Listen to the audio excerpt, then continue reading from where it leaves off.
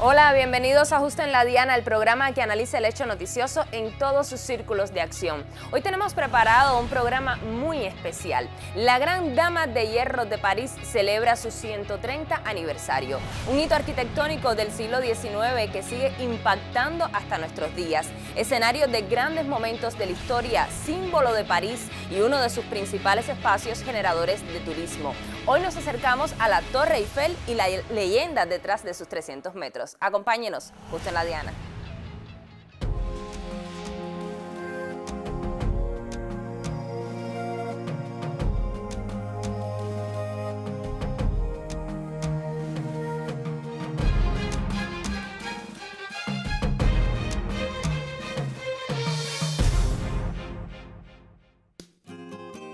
La Torre Eiffel es un símbolo francés que ha trascendido en el tiempo y su geografía. Su construcción comenzó en 1887 y concluyó en 1889 para celebrar la Feria Mundial que conmemoraba los 100 años de la Revolución Francesa. Fue abierta al público por primera vez el 6 de mayo de 1889. Diseñada por Gustave Eiffel, la torre tuvo muchos detractores a principios de su edificación, pues los parisinos y en especial los artistas no gustaron del proyecto. Para la crítica, la torre no sería más que un desacierto arquitectónico. Sin embargo, una vez construida, la obra se convirtió en el más aceptado patrimonio de los galos. En su elaboración se utilizó el hierro forjado, por lo que pesa más de 7.000 toneladas sumado a las 40 de pinturas, que se le aplican cada 7 años para evitar su oxidación, y los casi 3.000 debido a los museos, restaurantes, almacenes y tiendas que actualmente alberga.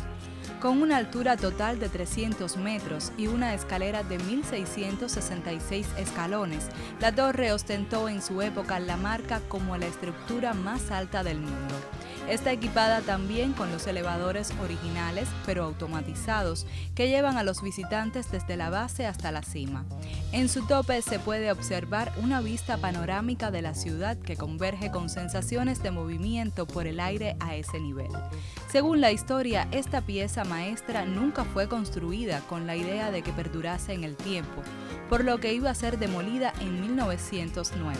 Pero gracias a las antenas telegráficas instaladas que servían para la comunicación de ese entonces, se evitó el desmonte. Hacia el año 2000, cerca de 200 millones de personas habían visitado esa instalación desde su apertura, la cual ha incrementado su atractivo con la iluminaria nocturna.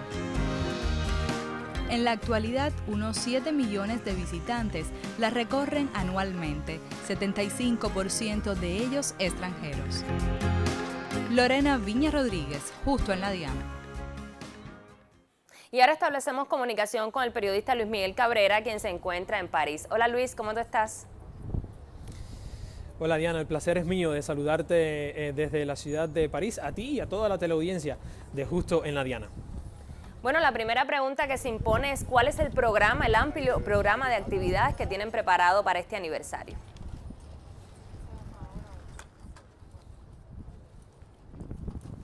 Sí, lo has descrito muy bien, es un programa de actividades bastante amplio que inició el pasado 30 de marzo y que se va a extender hasta el día 30 de diciembre, aproximadamente a mediados de cada mes se anuncia el programa o las actividades que van a celebrarse en los días venideros, de manera que esto va a pasar la semana próxima, pero de antemano sí conocemos que han sido, por ejemplo, escritas dos obras de teatro musical, una titulada La Torre de 300 metros, que va a describir a través de esa manifestación artística cómo ocurrió la construcción de la Torre Eiffel y toda la polémica que había en torno a esas obras.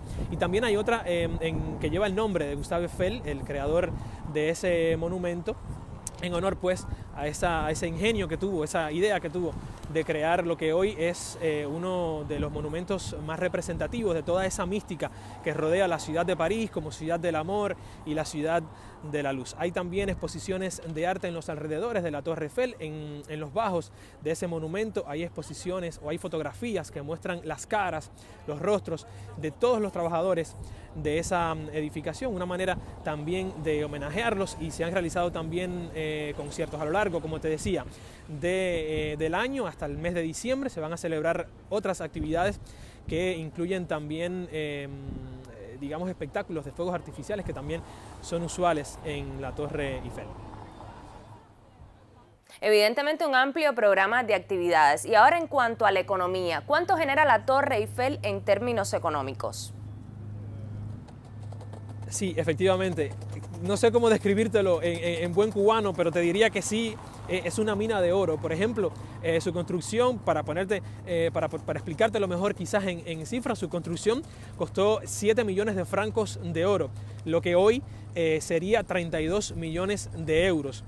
Es un dinero que se pagó hace ya muchos años y continúa generando ganancias cada año. Solamente el monumento en sí genera cerca de en promedio 78 millones y medio de euros. Hay que tener en cuenta también, por supuesto, que cada 7 años hay un proceso planificado de mantenimiento de la torre que se efectúa con la utilización de cerca de 27 millones de euros, que demora 1 año y medio en ejecutarse, pero de cualquier manera son evidentemente beneficios significativos. Y estamos hablando solamente del monumento, porque en los alrededores de la Torre Eiffel se ha creado una especie de microzona comercial orientada al turismo, muchas veces informal también, de personas que están ahí de forma irregular, que no pagan impuestos y por lo tanto ese dinero no se contabiliza. Pero estamos hablando probablemente del doble de esa cantidad.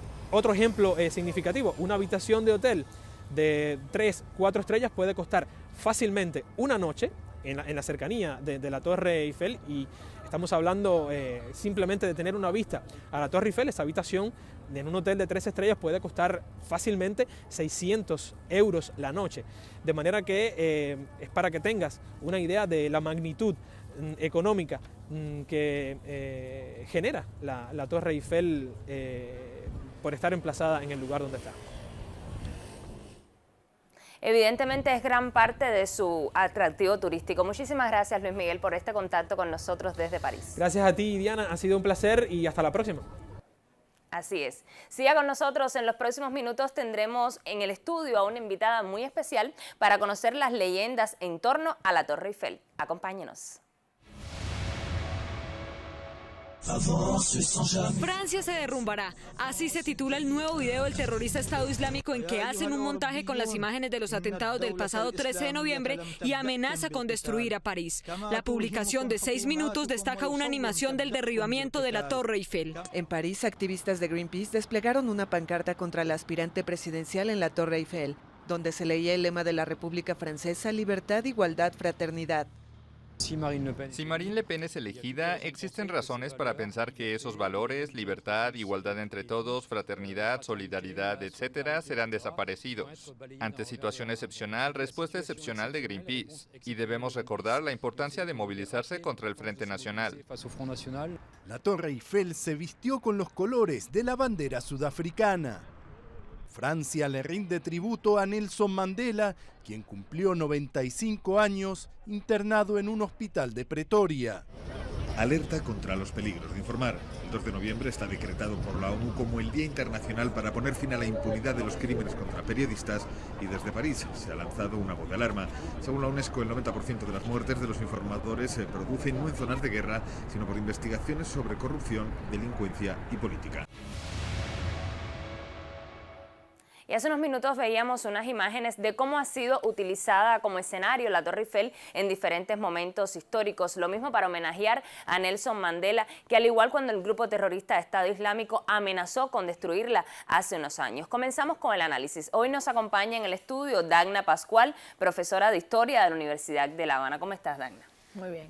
Muchísimas gracias por estar con nosotros. Vamos a comenzar por los orígenes. ¿Cuáles fueron los motivos que llevaron a la construcción de la Torre Eiffel? Bien, se habla entonces de la Exposición Universal de 1889, que se hace un concurso en diciembre de 1884. Es el primer proyecto que presenta, en este caso, el ingeniero Eiffel, Gustave Eiffel, además junto al arquitecto Steven Sauvester, y se presenta esta torre de 300 metros, que junto a 107 proyectos que van a mostrar justo para esta iniciativa de esta exposición.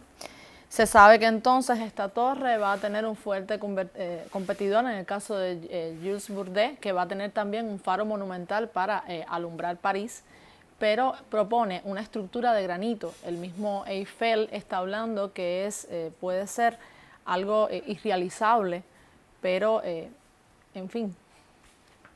Así mismo es, pero como tú bien decías, en estos primeros momentos la Torre Eiffel iba a tener un tiempo de durabilidad. Y el propio creador de la torre crea iniciativas para que esto no fuera así, relacionado sobre todo con la ciencia. ¿Qué es lo que sucede en este tema? Este es uno de los contratiempos, de hecho, que tiene la construcción de la torre. Se dice que va a tener una duración aproximadamente de 20 años. Se sabe entonces que es una preocupación de Eiffel, constantemente va a buscar en la ciencia darle un propósito específicamente a la torre para que no sea destruida. De hecho, se habla de que muchos de estos obreros, los obreros más jóvenes que habían estado involucrados en la construcción de la torre, en fin, iban a estar presentes cuando se fuera a desmontar 20 años después. Es el caso entonces, como te comentaba hace un momentico, Eiffel va a buscar en la ciencia una justificación para que la torre permanezca. Va primero a usarla como instrumentos meteorológicos, posteriormente la telegrafía sin hilo también va a formar parte y va a ser muy importante, sobre todo durante la Primera Guerra Mundial. Va a contar en muy buena medida con presupuestos del mismo Eiffel que va constantemente a tratar de llevar adelante. En el caso de la batalla del Marne, te comentaba al principio, va a ser muy importante porque justo se trata de interceptar, se intercepta, un mensaje de los alemanes. Lógicamente Francia lo va a tomar muy a su favor, tiene una victoria y a partir de aquí nadie va a hablar nunca más de querer de construir la torre. Evidentemente el momento de la historia fue decisivo y sobre eso hay varias leyendas que te propongo comentar en los próximos minutos. Usted siga con nosotros justo en la Diana.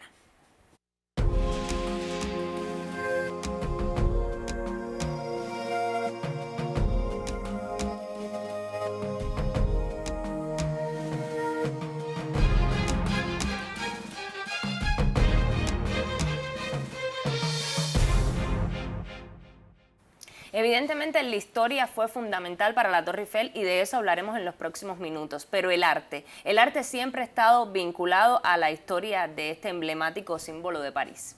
Pues bien, en principio quizás no muy satisfactorio porque los artistas, parte de los artistas de esta élite, entre que se encontraba Alejandro Dumas, hijo, van a encabezar una carta que se le va a mandar al jefe de encargado de las obras de la exposición que te comentaba en 1889, que no sé si lo había comentado hace un rato, es con motivo del centenario de la Revolución Francesa, que va a mostrar lógicamente una Francia que entra una vez más entre las potencias. Creo que es algo muy importante. Francia, que había tenido una derrota en 1870 ante Prusia y ahora está mostrando una colosal edificación que va a ser muy importante. Eso no lo menciono ahorita y creo que es algo a tener en cuenta. En el caso de los artistas, justo antes de terminar la obra, en el año 1887, van a llevar adelante una carta contra esta construcción de Eiffel. Lógicamente están protestando, se encontraba, te digo, la figura de Alejandro Dumas, hijo, entre otros muchos artistas de la élite que van a protestar contra esto. Ahora, esto a partir de que ya la obra está terminada en 1889, realmente va a disminuir porque se sabe que ha tenido una repercusión tremenda tener una edificación como esta, que llega a ser el edificio, por 40 años el edificio más grande, la estructura más grande de su tipo. Y realmente el arte entonces va a estar mucho más a favor de la torre. De hecho, va a estar involucrado con prácticamente todas las manifestaciones artísticas. En el caso de la pintura, desde a partir del año 1888 hasta el año 1954, va a ser centro fundamental de pintores como Marc Chagall, que le dedican grandes espacios. Va a ser la gran protagonista en el caso de la pintura. En el caso también del cine, se dice que desde 1897 Louis Lumière la va a tener en cuenta. También otras, en 1939, la película La Torre Eiffel de Jean Denis. O sea, durante el siglo XX es indiscutible que la torre se convierte en un símbolo en el caso del cine. Hoy sabemos, cuando vemos una película, solamente aparece la torre, sabemos que la locación es París. Además, quizás con un origen más romántico, también podemos vincularlo en este sentido en el cine. En el caso de la música, han estado personalidades importantes, como es el caso de Edith Piaf. No solamente la torre ha permitido, o sea, ha sido motivo de inspiración para la música, sino también para los eventos relacionados con la música que han tenido lugar aquí. Es el caso, por ejemplo, del concierto de los Tres Tenores, que logró, o sea, reunir a cerca de 200.000 personas. Justo también para los eventos, la torre ha tenido su protagonismo. Y en el caso de la historia, tú mencionabas hace unos minutos que usando la torre se logró interceptar un mensaje enemigo de los alemanes.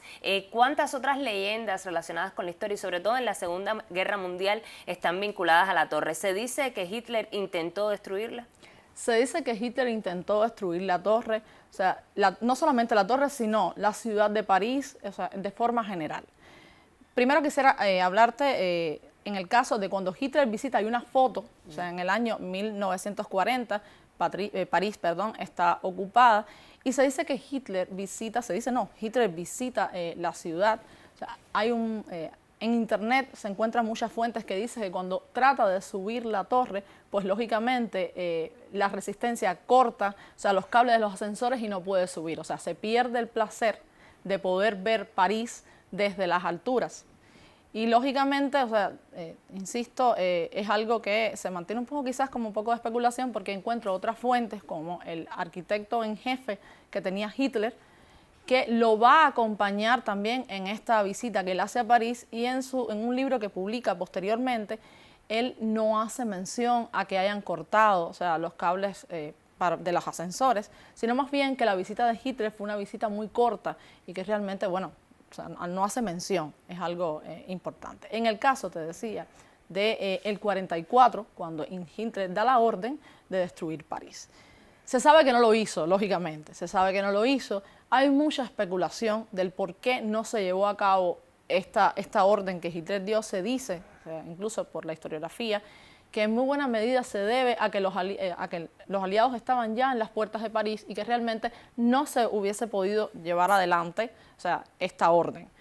Otras cuestiones también le dan mayor peso al caso de las negociaciones que se establecen con el cónsul sueco, que va a tratar justo de mediar para que esto no suceda. Esto ha sido explotado por el cine. O sea, existe una película, Diplomacia, que bueno, la recomiendo, que va a tratar específicamente todas estas negociaciones sobre el tema, de no destruir París. Dagna, te propongo hacer otra pausa. Evidentemente, como tú bien comentabas, la historiografía tiene diferentes versiones sobre esto, pero también depende de quién la cuente, los conquistados o los conquistadores en este caso. Siga con nosotros, estamos analizando todo lo relacionado en torno a la Torre Eiffel en su 130 aniversario.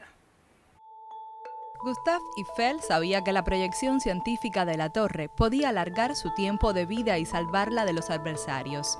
Es por eso que desde 1886, en su presentación de la iniciativa, especificó que la estructura sería empleada en observaciones meteorológicas y astronómicas, experimentos de física, puesto de comunicación por telégrafo óptico, faro para el alumbrado eléctrico, así como un sitio ideal para los estudios del viento. Desde su inauguración en 1889 en la torre se instalaron numerosos aparatos científicos como barómetros, anemómetros y pararrayos. Asimismo, Gustave, un apasionado por la aerodinámica, instaló en la tercera planta un laboratorio meteorológico que le permitió entre 1909 y 1911 realizar unos 5.000 ensayos sobre distintas variables del tiempo. Finalmente, su función como antena gigante es lo que la salvaría de la destrucción. Para 1898 se intentó la telegrafía sin hilo entre la Torre Eiffel y el Panteón, a unos 4 kilómetros de distancia, lo que culminó en 1899 con la emisión por primera vez a través del canal. Más tarde, una estación subterránea de radiotelegrafía militar demostraría el interés estratégico de la torre. Durante la Primera Guerra Mundial, gracias a la estación, se descifraron importantes radiotelegramas enemigos y se desenmascararon espías, entre ellos Mata Hari. A partir de 1921 se comenzó a difundir programas variados desde su estructura y con el auge de la televisión posteriormente se instalaron transmisores para una mejor proyección. La ciencia acompañó la supervivencia de la Torre Eiffel en el tiempo. Lorena Viña Rodríguez, justo en la diana. Y ya veíamos en este reportaje, Dagna, cómo la ciencia de verdad estuvo acompañando todo el devenir de la torre. Actualmente, ¿cómo ven los franceses la Torre Eiffel? ¿Qué representa para Europa la Torre Eiffel? Bien, la Torre Eiffel es un símbolo indiscutible de Francia y de los franceses, no solamente de París, yo creo que va un poquito más allá. Realmente tendríamos que ir a los orígenes de la historia, o sea, en el siglo XIX, justo como te estaba mencionando ahorita, y es que la torre va a marcar un hito en este proceso de industrialización que había tenido lugar en el siglo XIX y del que Francia, lógicamente, no va a escapar y va a ser protagonista, principalmente en esta segunda mitad del siglo XIX. No es algo que se debe exclusivamente a la Tercera República, que es el momento histórico en que se está viviendo Francia justo cuando la torre es edificada, sino que se debe quizás un poco más, tendríamos que hablar entonces de toda la modernización que generó la figura de Napoleón III en el Segundo Imperio, o sea, que guarda un poco de esta relación en cuanto al progreso técnico que está teniendo lugar en el caso de Francia. Francia, que había sufrido una derrota en Sedan en 1870, entra con o sea, como un símbolo de poder, entra esta torre, como un símbolo de grandeza de esta Francia que está emergiendo una vez más en un espacio bien complejo que es el siglo XIX, que implica, o sea, muchos cambios. Es un gran símbolo, te digo, es un símbolo de poder, es un símbolo de progreso tecnológico, es un símbolo de modernidad, de grandeza que está teniendo Francia y creo que se mantiene a lo largo de todo el siglo XX, se mantiene a lo largo de todo el siglo XX. Escuchaba en la entrevista que también es un símbolo económico, todos los ingresos que genera. Además, ha estado muy vinculada a la historia, ha estado muy vinculada a las protestas. Algo que no había mencionado es que justo en la construcción, durante la construcción de la obra, uno de los contratiempos es que los obreros también empiezan a pedir algunas demandas, mejoras salariales, porque las condiciones de trabajo realmente son muy complejas, o sea, la altura implica, o sea, gran peligro para estas personas, además las largas jornadas de trabajo, porque la torre se construye en, o sea, 2 años, 2 meses y 5 días. O sea, es algo importante a tener en cuenta, que es un ícono que se dice que también ha estado, o sea, cercano al tema ahora de los chalecos amarillos, también se habla ya de la Torre Eiffel.